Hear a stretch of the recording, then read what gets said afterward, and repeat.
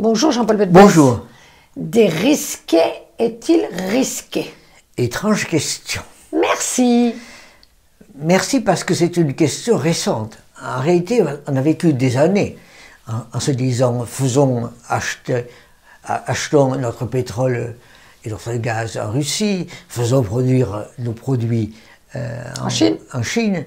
Et c'était très bien, c'était moins cher, c'était sûr, il n'y avait pas de problème. Sauf qu'on se rend compte que la Russie n'est plus ce qu'elle était, sauf qu'on se rend compte que la Chine menace. Et donc on se dit, peut-être qu'en produisant chez nous, en produisant plus près, en ne produisant plus là-bas, on aurait quelque chose qui sera plus sûr, éventuellement plus cher, mais en tout cas moins risqué. Ce n'est pas du tout facile. Comment fait-on? C'est pas du tout facile parce que c'est effectivement un changement des routes de production. Il s'agit de faire produire plus près de chez soi, plus près des États-Unis, plus près de l'Europe, des choses qui étaient bien faites et pas chères, entre parenthèses, en Chine, par exemple.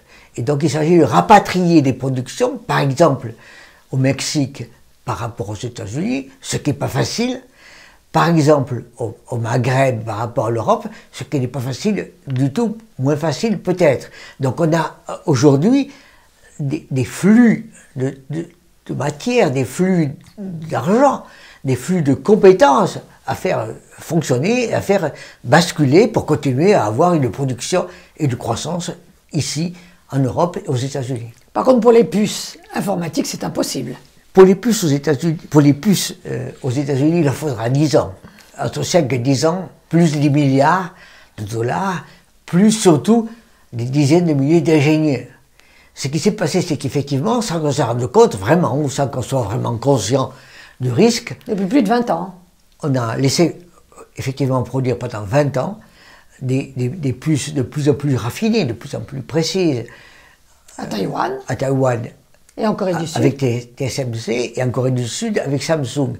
Et on se rend compte maintenant que à Taïwan, c'est donc risqué, et en Corée du Sud, c'est donc risqué. Et donc on se dit, tiens, on va les rapatrier. Mais les rapatrier, il faut rapatrier des dizaines de milliards, on trouvera. Rapatrier, il faut trouver des hectares, on trouvera. Rapatrier des dizaines de milliers d'ingénieurs, on ne trouvera pas aisément. Et donc on voit bien à quel point, aujourd'hui, le dérisquage de high-tech est à l'heure actuelle quelque chose d'extrêmement compliqué, qui prendra beaucoup de temps, beaucoup d'argent, et qui prendra beaucoup de risques. Donc dérisquer, c'est bien risqué. Dérisquer, c'est au moins aussi risqué qu'avant, tout simplement parce qu'on a moins de temps qu'avant, et qu'on a des amis qui sont moins amis qu'avant. C'est une course-poursuite? C'est une course-poursuite, effectivement, pour continuer à croître en liberté, avec des amis qui sont moins amis qu'avant. Merci Jean-Paul Betbès. Je vous invite à vous abonner, je vous invite à liker, je vous invite à en parler, je vous invite à faire des commentaires. Donc, je vous invite, merci.